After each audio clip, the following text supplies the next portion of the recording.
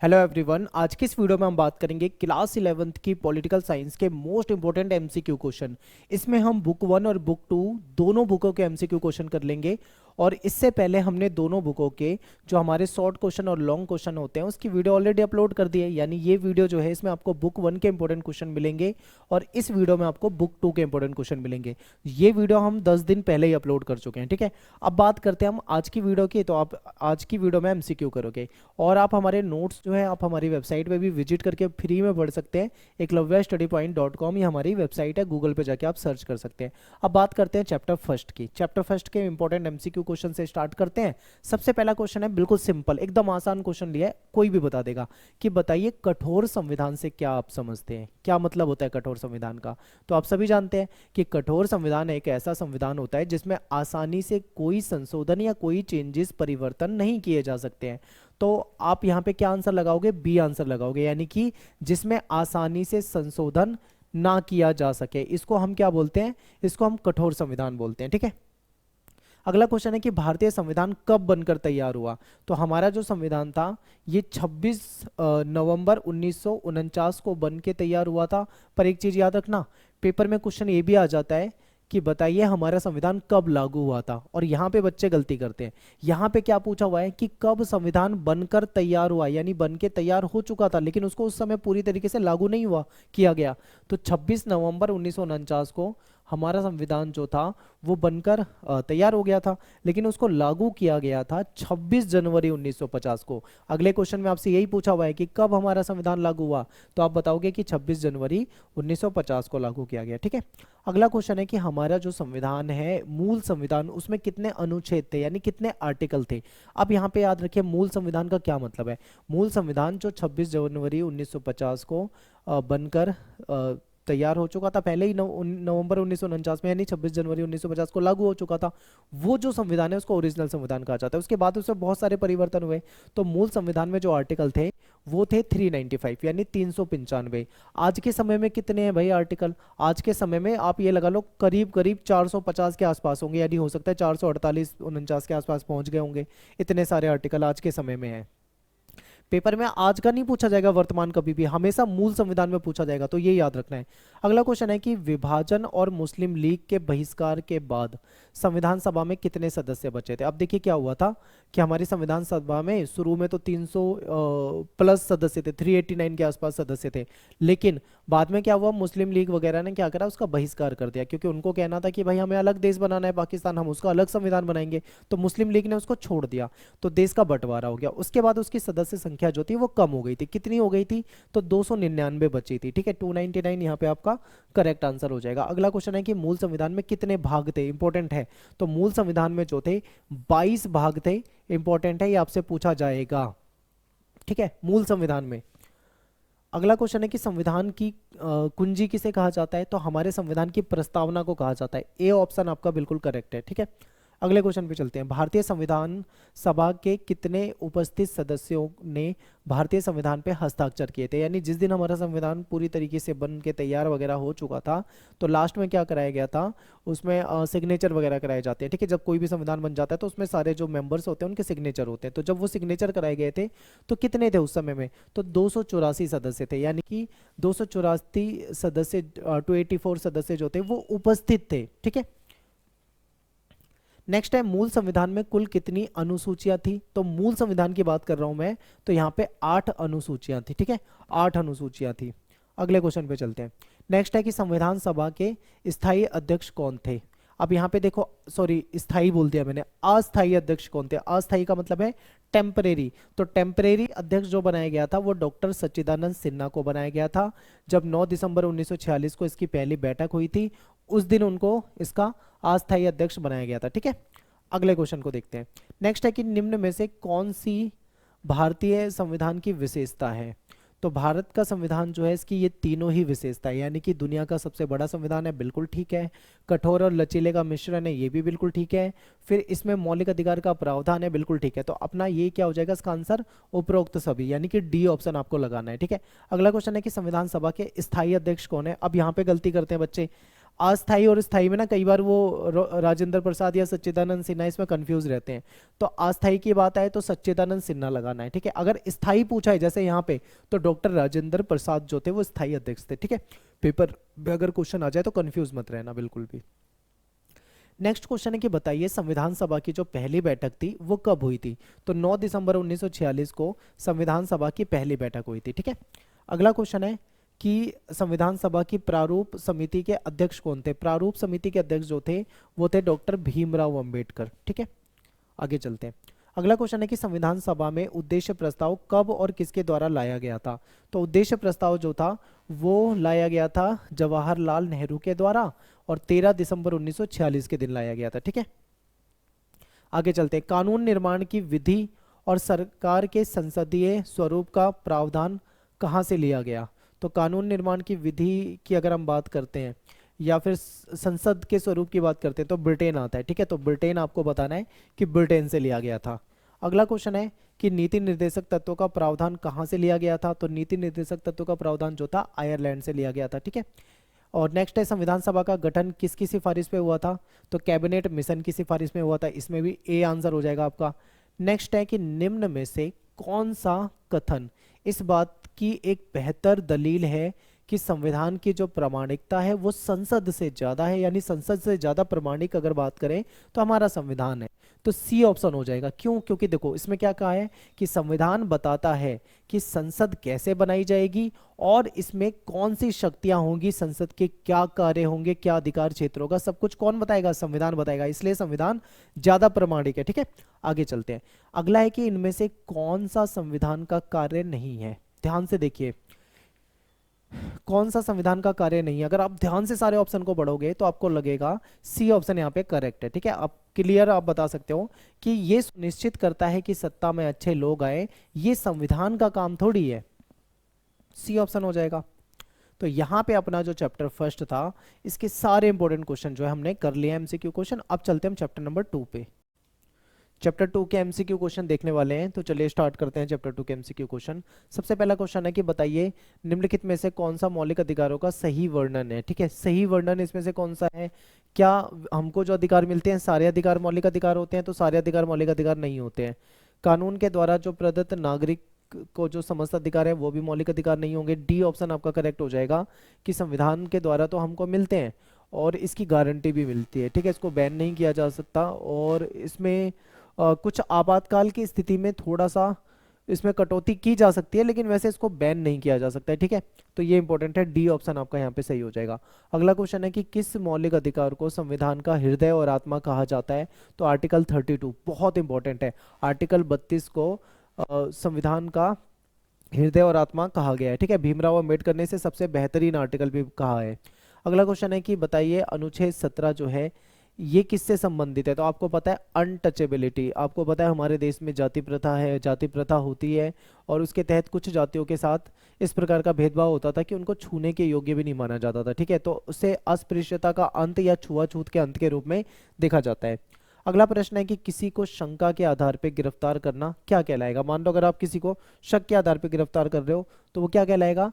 तो वो निवारक नजरबंदी कहलाएगा। इसमें देखो होता क्या है कि नॉर्मली जब कोई व्यक्ति क्राइम करता है तो करने के बाद पुलिस उसको गिरफ्तार करती है, लेकिन इसमें सिचुएशन अलग होती है, अलग सिनेरियो है। यहाँ पे क्या होता है कि कोई व्यक्ति कोई इलीगल वर्क या फिर कोई गलत काम करने वाला है, अगर पुलिस को उस पर शक है तो पुलिस वेट थोड़ी करेगी कि भाई तू गलत काम कर दे तब मैं पकड़ूंगा, नहीं, तो वो पहले ही उसको गिरफ्तार कर सकती है। तो ये एक निवारक नजरबंदी कानून होता है। नेक्स्ट है कि बताइए डॉक्टर भीमराव अंबेडकर ने किस अधिकार को संविधान का हृदय और आत्मा कहा था। तो इसको संवैधानिक उपचारों का अधिकार कहा जाता है, ठीक है। इसको कहा गया है कि ये संविधान का हृदय और आत्मा है, ठीक है। अगले क्वेश्चन पे चलते हैं। क्वेश्चन नंबर 6 है संविधान का 42वां संशोधन जो था कब हुआ था। तो ये 1976 में हुआ था और देश में जो इमरजेंसी लगा दी गई थी इंदिरा गांधी के द्वारा, उसके बाद ये संशोधन किया गया था। इसमें बहुत सारे संशोधन हुए थे। देखिए आर्टिकल ये जो आपका 42 जो संविधान संशोधन है इसको मिनी संविधान भी कहा जाता है। अब इसको मिनी संविधान क्यों कहा जाता है? इसलिए कहा जाता है क्योंकि इस समय में बहुत सारे संशोधन हो गए थे, ठीक है। 1976 हो जाएगा। अगला क्वेश्चन है कि मूल संविधान जो है जो हमारा ओरिजिनल संविधान था उसमें कितने मौलिक अधिकार दिए हुए थे, ठीक है। तो बताइए। तो इसमें देखो, अगर हम बात करते हैं मूल संविधान में, तो टोटल 7 हमारे मौलिक अधिकार होते थे, लेकिन उसमें से एक अधिकार को कम कर दिया गया था। यानी मूल संविधान में 7 थे, ये हो जाएगा। एक अधिकार कम कर दिया गया था, कौन सा? संपत्ति का अधिकार। इसकी वजह से आज की डेट में कितने हैं? 6।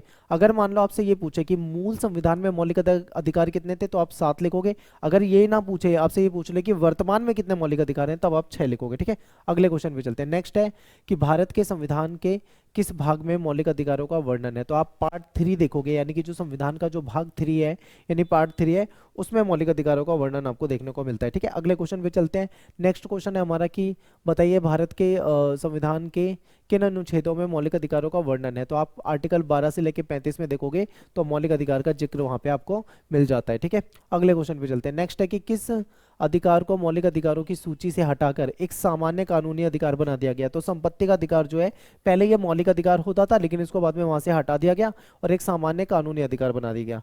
अगले क्वेश्चन पे चलते हैं। नेक्स्ट है कि निवारक नजरबंदी अधिकतम कितने महीनों तक हो सकती है। तो ये मैक्सिमम 3 महीने तक होती है, लेकिन अगर अपराध साबित हो जाए फिर तो वो बढ़ाई जा सकती है सजा, लेकिन अपराध साबित नहीं होता तो ज्यादा से ज्यादा 3 महीने तक ही उसको रखा जा सकता है। ठीक है, अगला है कि मौलिक अधिकारों के उल्लंघन होने पर किस अदालत में जा सकते हैं। अगर मान लो आपने मौलिक अधिकारों का उल्लंघन कोई करता है तो आप हाई कोर्ट में भी जा सकते हो और सुप्रीम कोर्ट में भी जा सकते हो, दोनों में जा सकते हो। तो आपका आंसर हो जाएगा ए और बी दोनों। ठीक है, यानी कि आप हाई कोर्ट में भी जा सकते हो और सुप्रीम कोर्ट में भी जा सकते हो। अगले क्वेश्चन भी चलते हैं। नेक्स्ट क्वेश्चन है हमारा कि न्यायालय मौलिक अधिकारों को लागू कराने के लिए कितने प्रकार के रिट जारी कर सकता है। तो 5 प्रकार के रिट होते हैं। ठीक है, जिसमें मैंने आपको पढ़ाया हुआ है, उत्प्रेषण रिट हो जाता है हमारा, बंदी प्रत्यक्षीकरण हो जाता है। ठीक है, कई सारे रिट हमने डिटेल में पढ़ाए हुए। अभी बात यह है कि इन रिट में से ना आपके यहाँ तो चलो एमसीक्यू में पूछ लिया, रिट का 5 क्वेश्चन है, 5 प्रकार की रिट है, उनमें से एक क्वेश्चन आपका पेपर में आता है, वो भी आएगा आपके शॉर्ट क्वेश्चन में आएगा। ठीक है, तो वो याद रखना है। अगला क्वेश्चन है कि बताइए राष्ट्रीय मानव अधिकार आयोग जो है इसका गठन कब हुआ था। तो ये 1993 हो जाएगा। ठीक है, डी ऑप्शन इसका सही है। अगले क्वेश्चन पे चलते हैं कि प्रारंभ में कितने मौलिक कर्तव्य थे। तो देखिए, मौलिक अधिकार नहीं पूछ रहे, मौलिक कर्तव्य पूछ रहे हैं। तो शुरू में मौलिक कर्तव्य जो थे वो 10 थे। ठीक है, वर्तमान में अगर आपसे पूछे कितने हैं तो आप बोलोगे 11 है। अगले क्वेश्चन पे चलते हैं। 11वां मौलिक कर्तव्य जो है वो कब और किस संशोधन के तहत जोड़ा गया था। तो ये इंपॉर्टेंट है।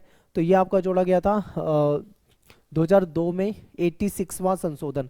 पेपर में क्वेश्चन आया हुआ है। ठीक है, आपसे पेपर में ऐसे भी पूछ सकते हैं कि 86वां संशोधन जो था वो कब हुआ था। ऑप्शन में दे देंगे 2001, 2002, 2003, 2004, इस तरीके से। तो ये भी आपको याद रखना है। तो यहाँ पे अपना जो चैप्टर 2 था वो कंप्लीट हो जाता है। अब बात करते हैं चैप्टर नंबर 3 की। तो चैप्टर नंबर 3 के एमसीक्यू क्वेश्चन स्टार्ट करते हैं, इसको देखते हैं। पहला क्वेश्चन है कि बताइए चुनाव आयोग का गठन जो है वो कब हुआ था। तो 1950 में चुनाव आयोग बनाया गया था। इसको इलेक्शन कमीशन इंग्लिश में कहा जाता है। ठीक है, अगला क्वेश्चन है कि 1989 तक मतदान की आयु कितने वर्ष थी। अब देखो, आज के समय में तो आप 18 साल के हो तो आप वोट दे सकते हो, लेकिन पहले ऐसा नहीं था। 1989 तक मतदान की एज जो थी वो 21 वर्ष थी, यानी कि बी ऑप्शन अपना यहाँ पे करेक्ट हो जाएगा। ठीक है, 21 साल की एज के लोग ही वोट दे सकते थे। बाद में उसको कम कर दिया गया था, घटा दिया गया था। तो 21 से घटाकर कितना कर दिया गया था? 18 साल। और आज भी एज कितनी है? 18 साल। यानी कि 1989 के बाद जो संविधान में संशोधन किया गया तो 21 साल से घटा के उसको 18 साल कर दिया गया। अगला क्वेश्चन है कि बताइए लोकसभा या विधानसभा का चुनाव लड़ने के लिए जो मिनिमम एज होती है वो कितनी होती है? 25 वर्ष। अब यहाँ पे एक चीज आपको याद रखना है कि जो मैक्सिमम एज होती है ना, उसका कोई क्राइटेरिया ही नहीं है। मैक्सिमम एज का नहीं है, मिनिमम एज इतनी होनी चाहिए। अगर कोई 100 साल का भी और चुनाव लड़ना चाहे तो वो लड़ सकता है, कोई दिक्कत नहीं है। मैक्सिमम की कोई लिमिट ही नहीं रखी है संविधान ने। अगला क्वेश्चन है कि इनमें से कौन सा कार्य चुनाव आयोग का नहीं है, या कौन सा कार्य चुनाव आयोग नहीं करता है। तो मतदाता सूची चुनाव आयोग बनाता है, ठीक है। उम्मीदवार का नामांकन भी ठीक है, मतदान केंद्रों की स्थापना भी ठीक है, आचार संहिता लागू कराना भी ठीक है। लेकिन पंचायत के जो चुनाव होते हैं उसका पर्यवेक्षण जो है वो इलेक्शन कमीशन नहीं करता। तो ई ऑप्शन आपका हो जाएगा। फिर फर्स्ट पास्ट द पोस्ट प्रणाली में वही प्रत्याशी विजेता घोषित किया जाता है। जो किसको घोषित किया जाएगा विजेता? फर्स्ट पास्ट द पोस्ट प्रणाली क्या होती है पहले ये समझिए। ये हमारे यहाँ पे चुनाव प्रणाली है, ठीक है, जिसमें जो सबसे ज्यादा वोट लेकर आता है वो जीत जाता है। ठीक है, यही है।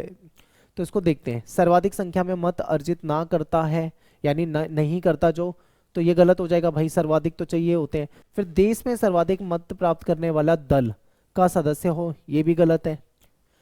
चुनाव क्षेत्र में अन्य उम्मीदवारों से ज्यादा मत हासिल करता है, ये ठीक है आपका।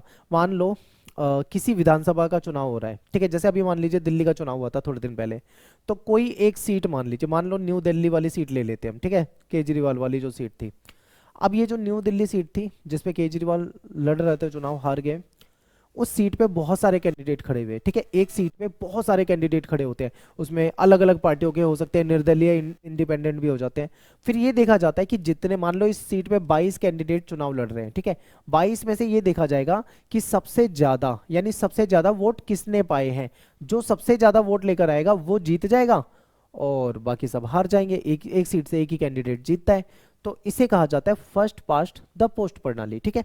तो यहाँ पे अपना सी ऑप्शन ठीक हो जाएगा, यानी कि चुनाव क्षेत्र में, यानी जो पर्टिकुलर जो चुनाव क्षेत्र है, असेंबली है, उस असेंबली में जितने भी कैंडिडेट खड़े हो, उन कैंडिडेट में सबसे ज्यादा जो वोट लेकर आएगा वो जीत जाएगा। अगला क्वेश्चन है कि भारत में चुनाव की कमियां आपको बतानी है। तो धर्म के नाम पर वोट मांगना ये चुनाव की कमी है, जाति के नाम पर वोट मांगना भी चुनाव की कमी है, पैसा बांटना, शराब बांटना और ना जाने क्या क्या बांटा जाता है, ये सारी कमियां हैं। तो आप आंसर में क्या लगाओगे, उपरोक्त सभी।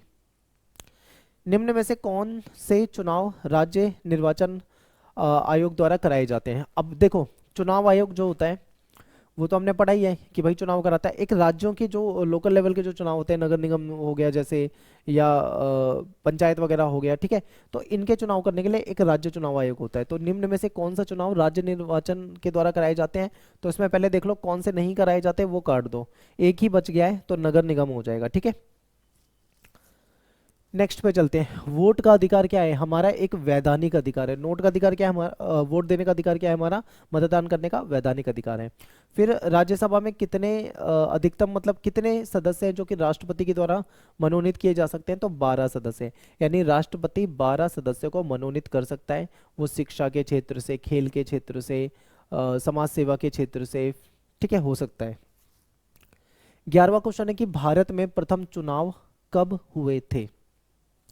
तो पहले चुनाव जो हुए थे वो शुरू हुए थे 1951 में और खत्म हुए थे 1952 में, यानी 1951-52 में चुनाव हुए थे।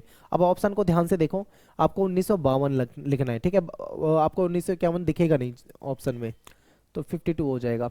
अगला क्वेश्चन है कि चुनाव के दौरान आचार संहिता कौन जारी करता है, तो चुनाव आयोग जारी करता है, ए ऑप्शन हो जाएगा। अगला क्वेश्चन है कि आचार संहिता क्या होती है, ठीक है, तो चुनाव आयोग के द्वारा जारी की गई जो नियमावली होती है, यानी कुछ रूल्स एंड रेगुलेशन होते हैं जो इलेक्शन कमीशन जो है वो जारी करता है और उसको फॉलो करना होता है, ठीक है, तो इसको क्या कहा जाता है, चुनाव आयोग के द्वारा जारी की गई नियमावली। जब कहीं पे भी चुनाव की डेट घोषित हो जाती है तो वहां पे आचार संहिता लग जाती है, ठीक है। अगला क्वेश्चन है कि भारत में किस चुनाव में आनुपातिक प्रतिनिधित्व प्रणाली लागू की जाती है, तो कहाँ पे नहीं की जाती है, पहले ये काट दो। लोकसभा में नहीं होती है, राज्य के विधानसभा में नहीं होती है, स्थानीय निकाय के चुनाव में नहीं होती, तो बच गया अपना राज्यसभा, यानी राज्यसभा के जो चुनाव होते हैं इसमें ये सिस्टम अप्लाई किया जाता है, क्योंकि राज्यसभा के जो हमारे सांसद होते हैं उनको हम डायरेक्ट वोट नहीं करते, ठीक है, हमारे द्वारा डायरेक्ट वोट नहीं किया जाता, बल्कि हमारे द्वारा जो जिताए गए कैंडिडेट होते हैं वो उनको वोट करते हैं। तो यहाँ पे अपना चैप्टर नंबर 3 जो था वो खत्म हो जाता है। अब बात करते हैं चैप्टर नंबर 4 की। चैप्टर नंबर 4 का जो सबसे पहला क्वेश्चन है वो है, निम्न में से कौन सा सरकार का अंग है। तो आप जानते हैं कि विधायिका भी होता है, कार्यपालिका भी होता है, न्यायपालिका भी होता है, तो अपना आंसर हो जाएगा उपरोक्त सभी, यानी कि डी ऑप्शन। अगला क्वेश्चन है कि निम्न में से कौन सा सरकार का अंग कानून का निर्माण करता है। कानून कौन बनाता है, हमारी विधायिका कानून को बनाती है, कार्यपालिका उसको लागू करवाती है, और अगर कोई विवाद हो जाए तो न्यायपालिका उसको सुलझाती है। तो यहाँ पे ए ऑप्शन आपका ठीक हो जाएगा। अगला क्वेश्चन है कि निम्न में से कौन सा सरकार का अंग कानून को लागू करवाता है। अब बनाया किसने था, विधायिका ने, यानी विधायिका को काट दो, विधायिका ने तो बनाने का काम किया, लागू करवाने का काम जो है वो कार्यपालिका करेगी। तो अपना बी ऑप्शन यहाँ पे क्या हो जाएगा, सही हो जाएगा। अगला क्वेश्चन है कि राजनीतिक कार्यपालिका किसे कहा जाता है। तो सरकार के प्रधान और उनके जो मंत्री हैं उनको कहा जाता है, ठीक है, तो ए हो जाएगा सरकार के प्रधान और उनके जो मंत्री है, ठीक है, उसको। अगला क्वेश्चन है कि निम्न में से किस व्यवस्था में राष्ट्रपति राज्य और सरकार दोनों का प्रधान होता है, ठीक है। तो देखो, अध्यक्षात्मक व्यवस्था, इसमें क्या होता है कि जो प्रेसिडेंट होता है, जिन देशों में ये व्यवस्था होती है वहां पे जो प्रेसिडेंट होता है, प्रेसिडेंट के पास जो पावर होती है वो ज्यादा होती है, ठीक है, तो अध्यक्षात्मक व्यवस्था हो जाएगा। अगला क्वेश्चन है कि निम्न में से किस व्यवस्था में प्रधानमंत्री सरकार का प्रधान होता है, ठीक है, ध्यान से देखिए। तो ये आपका हो जाएगा, इसमें अगर ऑप्शन को देखें हम, संसदात्मक व्यवस्था हो जाएगा, ठीक है, इसको संसदीय व्यवस्था भी कहा जाता है। अगले क्वेश्चन पे चलते हैं। निम्न में से किस व्यवस्था में राष्ट्रपति जो होता है वो देश का प्रमुख और प्रधानमंत्री सरकार का प्रमुख होता है, यानी राष्ट्रपति देश का प्रमुख है, प्राइम मिनिस्टर सरकार का प्रमुख है। तो ये अर्ध अध्यक्षात्मक जो व्यवस्था होती है इसमें ऐसा देखने को मिलता है। ठीक है, अगले क्वेश्चन पे चलते हैं। अगला क्वेश्चन है कि भारत में जो राष्ट्रपति का चुनाव होता है वो किस तरीके से होता है। ऑप्शन में है सीधा जनता करती है तो नहीं, प्रत्यक्ष नहीं, अप्रत्यक्ष यहाँ पे सही हो जाएगा। ठीक है, अप्रत्यक्ष चुनाव के द्वारा होता है, यानी कि हम नहीं चुनते राष्ट्रपति को, हमारे द्वारा जो जिताए गए हमारे एमएलए एमपी वगैरह होते हैं वो उसके चुनाव में शामिल होते हैं। ठीक है, तो अप्रत्यक्ष हो जाएगा यहाँ पे। अगला क्वेश्चन है कि राष्ट्रपति का को महाभियोग की प्रक्रिया से हटाया जा सकता है, तो कहाँ पे हटाया जा सकता है। केवल प्राइम मिनिस्टर गलत है, केवल न्यायपालिका भी गलत है, संसद हो सकता है। ठीक है, यानी कि संसद में महाभियोग लाकर उसको हटाया जा सकता है। यदि मान लो राष्ट्रपति अपने पद का दुरुपयोग करे तो ऐसा किया जाता है, महाभियोग लाया जा सकता है। अगला क्वेश्चन है कि निम्न में से किसके पास वीटो शक्ति होती है, वीटो पावर किसके पास होती है। तो आप सीधा सीधा जब भी वीटो पावर की बात आ जाए तो आप प्रेसिडेंट यानी कि राष्ट्रपति कर दोगे। ठीक है, तो अगले क्वेश्चन पे चलते हैं कि यदि राष्ट्रपति की मान लो डेथ हो जाए या वो इस्तीफा दे दे या महाभियोग के द्वारा राष्ट्रपति को हटा दिया जाए, तो ऐसे में उसके जो काम की जिम्मेदारी है वो कौन करेगा। जब तक मतलब नया राष्ट्रपति नहीं बना दिया जाता तो कार्यवाहक राष्ट्रपति के रूप में कौन काम करेगा, तो उपराष्ट्रपति जो होता है वो काम करता है। ठीक है, तो 11 का हमारा क्या हो जाएगा, बी हो जाएगा। ठीक है, अगले क्वेश्चन पे चलते हैं कि निम्न में से कौन सी प्रधानमंत्री की शक्तियां हैं। तो कैबिनेट पे उसका नियंत्रण होता है, ठीक है, लोकसभा का वो नेतृत्व भी करता है, मीडिया तक उसकी पहुंच भी होती है, यानी कि उपरोक्त सभी हो जाएगा 12 का डी।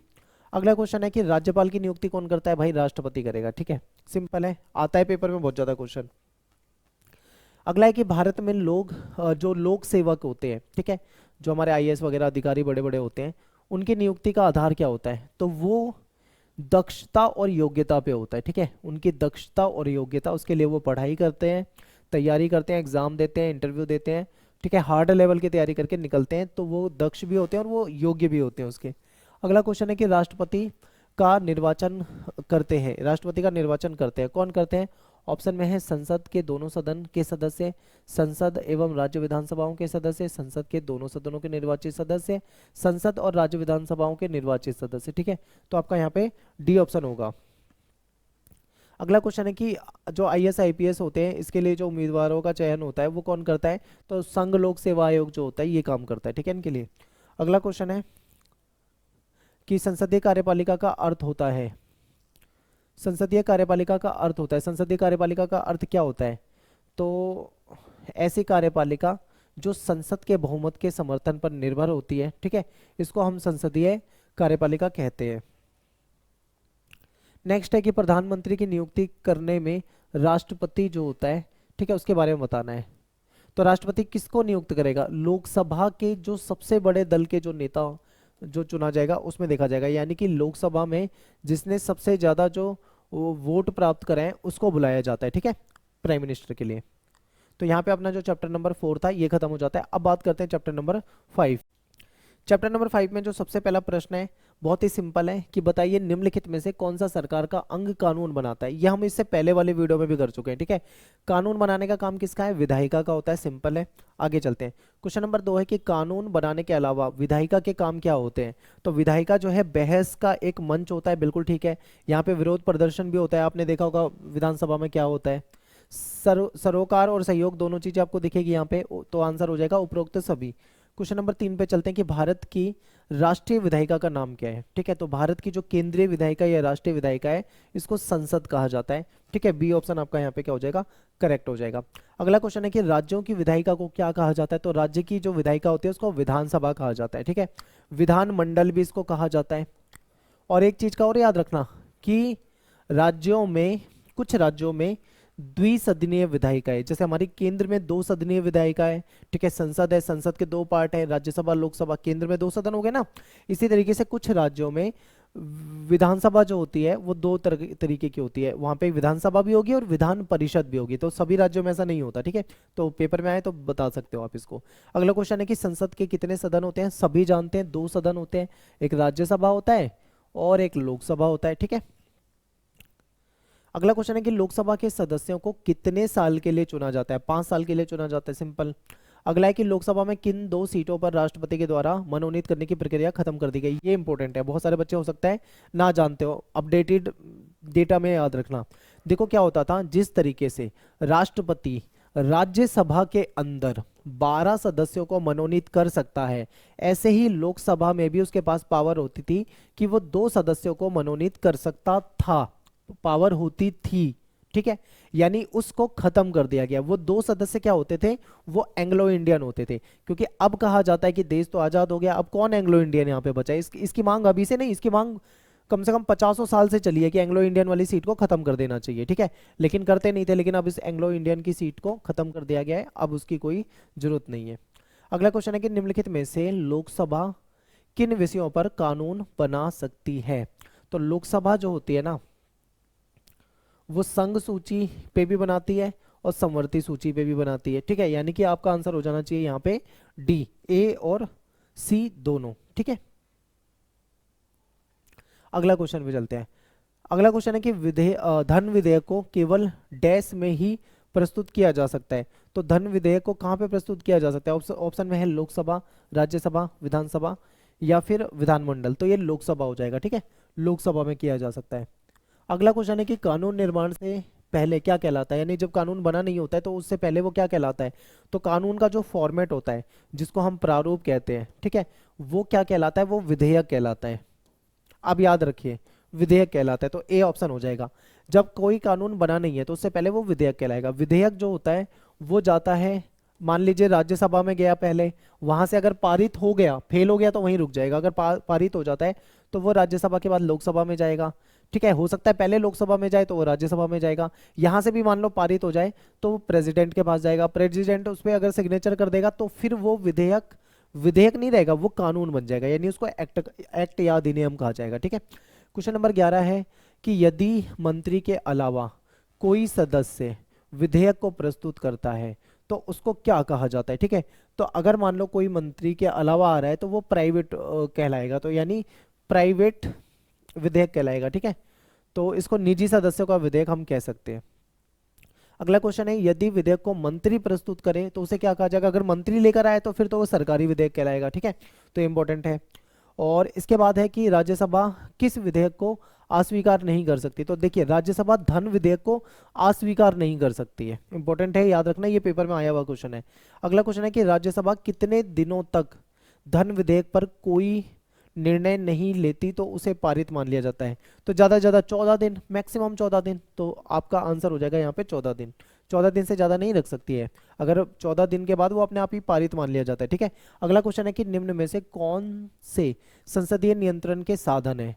तो इसमें सभी हो जाएगा, क्योंकि संसद में बहस, चर्चा, अविश्वास प्रस्ताव, कानून की स्वीकृति, अस्वीकृति सब कुछ होता है, तो उपरोक्त सभी इसका सही आंसर हो जाएगा। ठीक है, अगला क्वेश्चन है कि भारत में कब से स्थायी समितियों की जो प्रणाली काम कर रही है। तो 1983 से, यानी कि 1983 से। ठीक है, तो यहाँ पे जो अपना चैप्टर नंबर 5 था वो हो चुका है। अब बात करेंगे चैप्टर नंबर 6। चैप्टर नंबर 6 के क्वेश्चन पे चलते हैं। सबसे पहला क्वेश्चन है कि न्यायपालिका में सर्वोच्च स्थान पर कौन से होती है। देखिए, 4 प्रकार की न्यायपालिका हमने पढ़ी थी। सर्वोच्च मतलब सबसे बड़ी अदालत क्या है हमारी, सुप्रीम कोर्ट है, तो ये आपका सुप्रीम कोर्ट हो जाएगा। ठीक है, डी ऑप्शन। अगला क्वेश्चन है कि न्यायपालिका की स्वतंत्रता का मतलब क्या होता है। न्यायपालिका की स्वतंत्रता का मतलब होता है कि विधायिका और कार्यपालिका को का हस्तक्षेप ना हो। ठीक है, बिल्कुल। जज बिना किसी डर के, भेदभाव के अपना काम कर सके, ये भी ठीक है, बिल्कुल। जज का कार्यकाल निश्चित होता है, ये भी ठीक है, यानी कि आंसर हो जाएगा उपरोक्त सभी, तीनों ही ठीक है यहाँ पे। अगला क्वेश्चन है कि कब 3 वरिष्ठ जजों की अनदेखी करके एन रे को मुख्य न्यायाधीश बना दिया गया था। ठीक है, देखिए 1973 इसका सही आंसर है। हुआ क्या था कि हमारे यहाँ पे एक प्रथा चली आ रही है, एक परंपरा चली आ रही है कि जो सुप्रीम कोर्ट का जो वरिष्ठ जज होता है, ठीक है, सीनियर होता है, उसको क्या किया जाता है, सीजीआई बना दिया जाता है। ठीक है, यानी कि चीफ जस्टिस ऑफ इंडिया बनाया जाता है। लेकिन इस प्रथा को तोड़ दिया गया था और 3 वरिष्ठ जज थे उस समय में, उनकी अनदेखी की गई थी और 1973 में एन रे जो थे, ठीक है, एन रे जो थे, इनको बना दिया गया था। तो सी ऑप्शन आपका यहाँ पे करेक्ट हो जाएगा। अगला क्वेश्चन है कि जनहित याचिका किस देश के द्वारा अपने संविधान में शामिल की गई। तो यूएस से इसका सही आंसर है, अमेरिका हो जाएगा। ठीक है, अगला क्वेश्चन है बताइए कि संविधान किसी कानून को अगर संविधान किसी कानून को गैर संवैधानिक घोषित कर सकता है। ये बात कौन से आर्टिकल में आपको देखने को मिलती है? तो आर्टिकल 13 में, आर्टिकल 13 में, ठीक है। अगला क्वेश्चन है कि न्यायालय किस अनुच्छेद के तहत मौलिक अधिकारों को लागू करवाने के लिए रिट जारी करता है? तो ये 226 हो जाएगा इसका आंसर, और ये ना पेपर में आया हुआ क्वेश्चन है, इंपॉर्टेंट है तो याद रखना है। सर्वोच्च न्यायालय किस शक्ति के तहत किसी कानून की संवैधानिकता को जांच कर सकती है? यानी न्यायिक पुनर्वलोकन की जो शक्ति होती है सुप्रीम कोर्ट के पास, इसके तहत वो किसी कानून की वैधानिकता को जांच कर सकती है। मान लो अगर सुप्रीम कोर्ट को ऐसा लगता है कि कोई कानून गलत तरीके से बना दिया गया है या कुछ गलत प्रावधान हो गया है, तो वो उसको निरस्त कर सकती है, ठीक है, उसके पास ये पावर होती है। अगला क्वेश्चन है कि अपील का सबसे बड़ा न्यायालय क्या है? एक ही है, सर्वोच्च न्यायालय, इससे बड़ा कोई न्यायालय नहीं है, ठीक है। नेक्स्ट है हमारा कि निम्न में से किस न्यायालय के फैसले सबको मान्य होंगे? तो देखिए, सुप्रीम कोर्ट ने अगर कोई फैसला सुनाया तो वो सभी को मान्य होंगे, क्योंकि वो अंतिम फैसला बन जाएगा। न्यायाधीश को हटाया जा सकता है, किसके द्वारा हटाया जा सकता है? सरकार, राष्ट्रपति, महाभियोग या इनमें से कोई नहीं? तो ये आप ना पहले भी, ये क्वेश्चन हम पहले भी पढ़ चुके हैं, ठीक है। महाभियोग के द्वारा हटाया जा सकता है, लेकिन बहुत मुश्किल प्रथा होती है, ये महाभियोग साबित कर पाना बहुत मुश्किल होता है। हमने चैप्टर में क्या पढ़ा था? एक वरिष्ठ जज ऐसे थे जिन्होंने घोटाले का जिस पे आरोप था, महाभियोग लाया भी गया, दोष भी साबित हो गया, लेकिन फिर भी उनको हटाया नहीं जा सका। तो महाभियोग हटाया जा सकता है महाभियोग के द्वारा, लेकिन बहुत मुश्किल होता है, टफ होता है। 11वां क्वेश्चन है कि निम्न में से किसके फैसले की व्यक्तिगत आलोचना नहीं की जा सकती? देखो, अदालत, मान लो न्यायाधीश ने कोई फैसला सुनाया है तो उसकी पर्सनल, व्यक्तिगत उसकी आलोचना नहीं की जा सकती, क्योंकि कोर्ट के फैसले का सम्मान किया जाता है, ठीक है। न्यायपालिका का कार्य नहीं है, न्यायपालिका का काम क्या नहीं है, ये याद रखना है।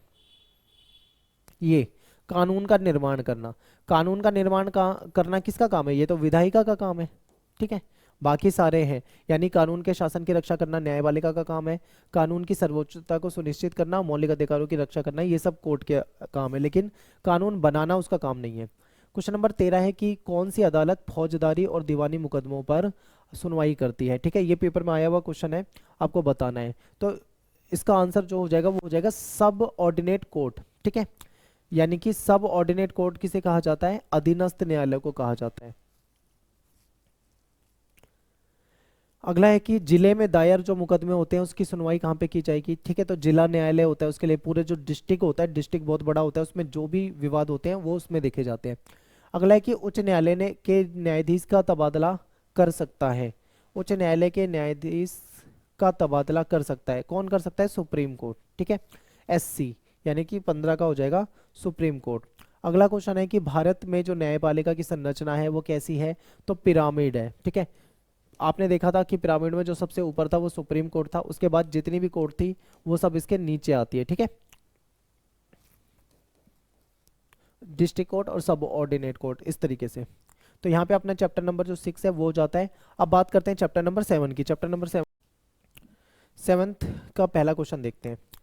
संघवाद जो है वो किस प्रकार की राजनीतिक व्यवस्था है? तो संघवाद में क्या होता है? दो स्तरों की सरकार प्रणाली होती है, या दो से अधिक भी हो सकती है, ठीक है। तो दो या दो से अधिक। अब यहाँ पे सारे ऑप्शन को ध्यान से देखोगे तो आपका बी ऑप्शन जो है ये सही मिलेगा।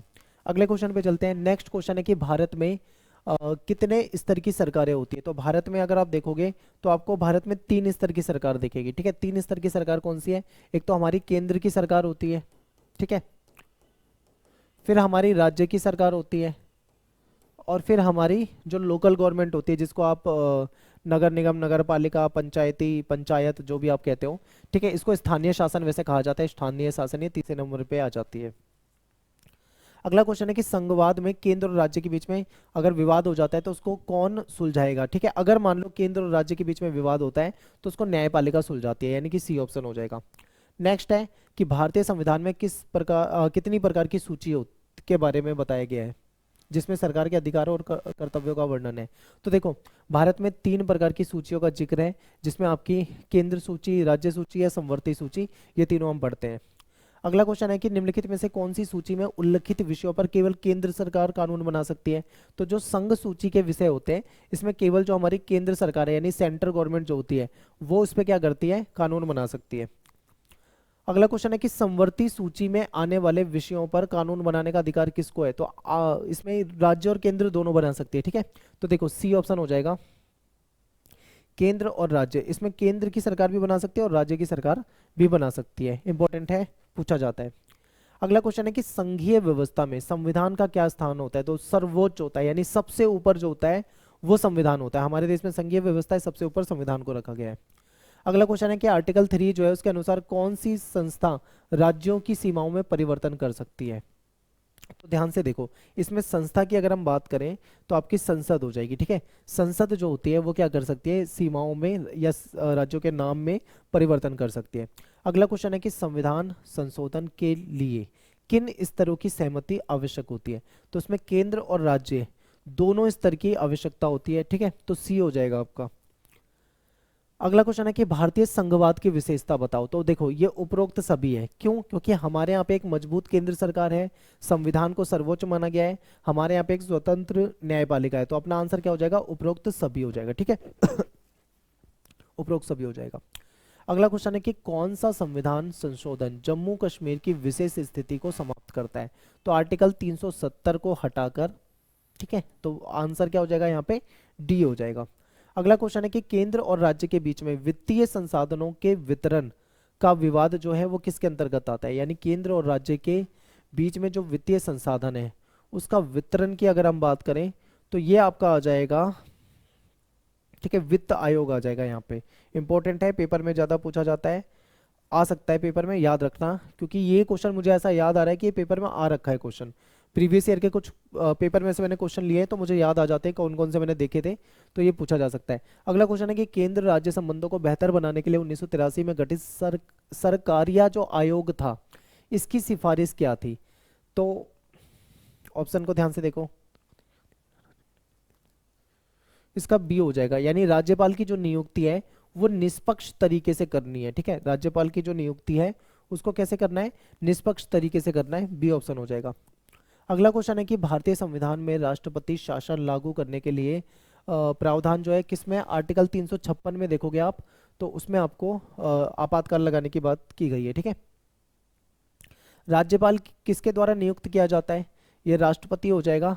आई थिंक मुझे ऐसा लग रहा है ये क्वेश्चन रिपीट हो रहा है, ये हमने इससे पहले भी इस क्वेश्चन को कर लिया है, ठीक है, किसी चैप्टर में हमने ये करा हुआ है। अगला क्वेश्चन है कि 1953 में गठित जो राज्य पुनर्गठन आयोग था उसने राज्यों के गठन का क्या सुझाव दिया था? तो भाषाई आधार पे, यानी भाषा के आधार पे राज्य को बना दिया जाए, इसने ये कहा था, ठीक है। अगला क्वेश्चन है केंद्र और राज्य के बीच में विवाद सुलझाने के लिए किसका निर्णय अंतिम होता है? तो न्यायालय का, ठीक है, हमारी जो कोर्ट होती है उसका निर्णय। अगला क्वेश्चन है कि भारतीय संविधान का कौन सा अनुच्छेद पूर्वोत्तर के विशेष राज्यों का दर्जा? 371। अब देखो आर्टिकल 371 70 आप जम्मू कश्मीर से जोड़कर देखते हो, लेकिन आर्टिकल 371 में बहुत सारे हैं, 371 A B C D E F, इस तरीके से कई सारे पार्ट हैं जो कि नॉर्थ ईस्ट के जो राज्य हैं उनको भी विशेष राज्य का दर्जा देता है, ठीक है। जैसे सिक्किम हो गया, आपका असम हो गया, उधर के जो राज्य हैं नागालैंड वगैरह, उन सबको। अगला क्वेश्चन है कि भारतीय संविधान में कितने प्रकार के नागरिकता का प्रावधान है? अब देखो भारत की बात करें तो यहाँ पे सिंगल सिटीजनशिप है, चैप्टर में मैंने आपको पढ़ाया था, आप पूरे भारत में पूरे देश में कहीं भी रहते हो आप केवल और केवल क्या कहलाओगे? इंडियन, यानी आपकी सिंगल नागरिकता होगी, ठीक है। अगला है कि केंद्र सरकार के अधीन कार्य करने वाली अखिल भारतीय सेवाएं कौन सी हैं? तो इसमें आ जाएगा उपरोक्त सभी। केंद्र सरकार के द्वारा राज्य को दी जाने वाली जो वित्तीय सहायता होती है उसको क्या कहेंगे? क्या आप उसको टैक्स बोलोगे या उसको उधार बोलोगे या राजस्व बोलोगे या अनुदान बोलोगे? तो अनुदान उसको कहा जाता है, ठीक है, ए हो जाएगा। अगला क्वेश्चन है कि भारतीय संघवाद के अंतर्गत स्थानीय सरकार का क्या स्थान है? तो स्थानीय सरकार जो होता है वो पंचायती राज व्यवस्था, ठीक है, तो आप डी उसको लगाओगे। तो यहाँ पे अपना चैप्टर नंबर 7 जो होता है ये खत्म हो जाता है। अब बात करेंगे चैप्टर नंबर 8 की। 8वें चैप्टर का पहला क्वेश्चन देखते हैं। देखिए क्वेश्चन है कि स्थानीय शासन किस स्तर पे काम करता है, शासन करता है? तो ये गांव और जिले के स्तर पे करता है, यानी छोटे लेवल पे करता है, ठीक है, तो डी ऑप्शन हो जाएगा। अगला क्वेश्चन है कि बताइए स्थानीय शासन का मुख्य उद्देश्य क्या है? तो ध्यान से ऑप्शन को देखो, आम जनता की जो रोजमर्रा की यानी जो डेली लाइफ की जो समस्या है उसका समाधान करना इसका मुख्य काम होता है, ठीक है। अगला क्वेश्चन है कि निम्नलिखित में से कौन सा स्थानीय शासन के अंतर्गत नहीं आता है? ध्यान से देखो, तो इसमें जो राज्य विधानसभा है ये नहीं आएगा, ग्राम पंचायत आता है, नगर निगम भी आता है, नगर पालिका भी आता है, ठीक है। निम्नलिखित में से कौन सा ग्रामीण स्तर का शासन कहलाएगा। ठीक है, तो ग्राम पंचायत जो है ये कहीं ना कहीं ग्रामीण स्तर का शासन हो जाएगा। अगला क्वेश्चन है कि शहरी क्षेत्रों में जो स्थानीय शासन का कार्य है वो कौन करता है? तो जो नगर निगम या नगर पालिका होती है वो करती है। जिला परिषद किस स्तर पे काम करता है? जिला स्तर पे करता है, यानी सी ऑप्शन हो जाएगा। स्थानीय शासन की आवश्यकता क्यों है भाई, यह आवश्यकता क्या है? तो आपको पता है कि लोकतंत्र को मजबूत करने के लिए ए ऑप्शन आपका हो जाएगा। ठीक है, ए हो जाएगा इसका। भारत में स्थानीय शासन की शुरुआत किसके शासनकाल में हुई थी? Lord Ripon. ठीक है, लॉर्ड रिपन, यानी बी हो जाएगा। स्थानीय शासन का सबसे बड़ा लाभ क्या है? ये एक सस्ता और प्रभावी शासन है। ठीक है, ए हो जाएगा। आगे चलते हैं। भारतीय राष्ट्रीय कांग्रेस ने स्थानीय शासन को अधिक प्रभावी बनाने के लिए किस वर्ष मांग करी थी? 1919। बी ऑप्शन आपका करेक्ट हो जाएगा। अगला है कि स्वतंत्र भारत में स्थानीय शासन को संवैधानिक दर्जा कब मिला था? तो 1992 में जाके। ठीक है, तो डी ऑप्शन आपका यहाँ पे हो जाएगा इसका करेक्ट। और अगला है कि संविधान का जो 73वां संशोधन है, ठीक है, संविधान का 73वां संशोधन वो किससे रिलेटेड है? तो ये पंचायती राज व्यवस्था से रिलेटेड है। अगला क्वेश्चन है आपका कि संविधान का 74वां संशोधन जो है वो किससे रिलेटेड है? तो ये शहरी स्थानीय शासन से रिलेटेड है। ठीक है, 13 का बी हो जाएगा। अगला क्वेश्चन है कि 73वां संशोधन के तहत पंचायती राज व्यवस्था जो है कितने स्तर होते हैं? तो आपने देखा था त्रिस्तरीय, हमारे यहाँ पे 3 स्तर का है। ठीक है, त्रिस्तरीय हो जाएगा। क्वेश्चन नंबर 15 को देखते हैं। त्रिस्तरीय पंचायती व्यवस्था में सबसे ऊपर कौन होता है? तो सबसे ऊपर देखो, ध्यान से एक बार देखो, तो इसमें आपका जो होगा जिला पंचायत होगा। ठीक है, बी, क्योंकि जिला पंचायत क्या होता है? पूरे जिले को देखता है, और जिला जो होता है, डिस्ट्रिक्ट जो होता है वो बड़ा होता है। ठीक है, गांव तालुका मंडल पंडल सब उससे छोटे होते हैं। क्वेश्चन नंबर 16 है कि ग्राम पंचायत के अंतर्गत कितने गांव आते हैं? देखो, ग्राम पंचायत के अंतर्गत एक गांव आता है, लेकिन एक से अधिक भी हो सकता है। तो अब एक बार ऑप्शन को ध्यान से देखो, एक या एक से अधिक गांव भी आ सकते हैं ग्राम पंचायत के अंतर्गत। पंचायत और नगर पालिका के चुनाव कितने साल में कराए जाते हैं? 5 साल में कराए जाते हैं। कौन से समुदायों के लिए पंचायती राज व्यवस्था में आरक्षण किया गया है? तो SC ST OBC महिला सबको दिया गया है। तो क्या हो जाएगा? उपरोक्त सभी। निम्नलिखित में से कौन सा स्थानीय शासन के कार्यों में शामिल नहीं किया जाता? तो देखो, शिक्षा करा जाएगा, सड़क सफाई किया जाएगा, पानी भी किया जाएगा, लेकिन विदेश नीति जो होती है हमारी, ठीक है, फॉरेन पॉलिसी जो होती है वो हमारे केंद्र सरकार के हाथ में है, तो स्थानीय शासन में नहीं आएगा। ठीक है, क्वेश्चन नंबर 20 है कि राज्य वित्त आयोग का मुख्य काम क्या होता है? ऑप्शन को ध्यान से देखो एक बार। ठीक है, तो पंचायत और नगर पालिका जो होती है इसको आर्थिक सहायता देना, ये राज्य वित्त आयोग का काम है। तो ए हो जाएगा 20 का। क्वेश्चन नंबर 21 है कि निम्नलिखित में से कौन सी समस्या स्थानीय शासन की प्रभावशीलता को प्रभावित करती है? तो धन की कमी। ठीक है, ये भी है, ये भी है, यानी कि आंसर हो जाएगा उपरोक्त सभी। ठीक है, अगले क्वेश्चन को देखते हैं। निम्नलिखित में से कौन सा 73वें और 74वें संशोधन का उद्देश्य था? क्या था? ऑप्शन को ध्यान से देखो, इसका सी ऑप्शन सही है, स्थानीय शासन को मजबूत बनाना। ठीक है, इसका उद्देश्य क्या था? स्थानीय शासन को मजबूत बनाना। तो यहाँ पे अपना चैप्टर नंबर 8 जो था ये भी खत्म हो जाता है। अब बात करेंगे चैप्टर नंबर 9 की। चैप्टर नंबर 9 को देखते हैं एक बार ध्यान से। पहला क्वेश्चन है कि संविधान जो है कितने प्रकार के होते हैं? 2 प्रकार के। ठीक है, एक होता है लिखित संविधान, एक होता है अलिखित संविधान। नेक्स्ट है कि निम्नलिखित में से कौन सा लिखित संविधान का उदाहरण है? आपको पता है इंडिया, ऑप्शन में दिख रहा है ना, इंडिया जो है यहाँ पे लिखित संविधान है। अगला क्वेश्चन है कि निम्नलिखित में से कौन सा देश अलिखित संविधान का अंतर्गत है? तो ये आपका ब्रिटेन हो जाएगा। ठीक है, अगले पे चलते हैं। भारतीय संविधान की प्रक्रिया किस अनुच्छेद के अंतर्गत, संविधान में जो संशोधन की प्रक्रिया है, हमारे संविधान में जो अमेंडमेंट होते हैं, सुधार होते हैं, चेंजेस होते हैं, वो किसके तहत होते हैं? आर्टिकल 368। ठीक है, बी ऑप्शन आपका यहाँ पे करेक्ट हो जाएगा। अब चलते हैं अगले क्वेश्चन पे कि हमारा संविधान किस प्रकार का है? तो ये कठोर भी आपको दिखेगा और लचीला भी दिखेगा, यानी इसका मिश्रण है। तो सी ऑप्शन आपका यहाँ पे क्या हो जाएगा? करेक्ट हो जाएगा। ठीक है, अगले पे चलते हैं। अगला क्वेश्चन है कि निम्नलिखित में से कौन सा संशोधन संविधान की मूल संरचना को प्रभावित करता है? तो ये 42वां, और इस पे विवाद भी हुआ था। ठीक है, अगले पे चलते हैं। अगला क्वेश्चन है कि भारतीय संविधान में अब तक कितने संशोधन हो चुके हैं? तो देखो, वैसे पेपर में अगर आता है ना, उसमें ऐसे लिखा होगा 100 से अधिक। ठीक है, तो आप यहाँ पे ध्यान से देखो, 106 आप कर सकते हो, और क्योंकि ये चेंज होता रहता है। मान लो अगर और संशोधन हो जाए तो 107 भी हो जाएगा, एग्जैक्ट इसको बताया नहीं जा सकता, इसलिए लगभग लगभग इस तरीके से आपके पेपर में लिखा हुआ आएगा अगर क्वेश्चन आता है तो। अगला क्वेश्चन है कि भारतीय संविधान में किस संशोधन के तहत मतदान की उम्र 21 से घटाकर 18 कर दी गई थी। आई थिंक ये क्वेश्चन भी रिपीट हो रहा है, हमने ये क्वेश्चन करा हुआ है, ठीक है, ये हमने कर रखा है। तो एक बार ऑप्शन को ध्यान से देखो, तो ये 61वां था, ठीक है, 61वां संशोधन था। और चलते आगे, संविधान में मौलिक कर्तव्यों को जोड़ने वाला संशोधन कौन सा था? तो मौलिक कर्तव्य जो है वो 42वें संशोधन से जुड़े थे, ठीक है, 42वें संशोधन से। नेक्स्ट है कि भारतीय संविधान में न्यायपालिका का क्या स्थान है?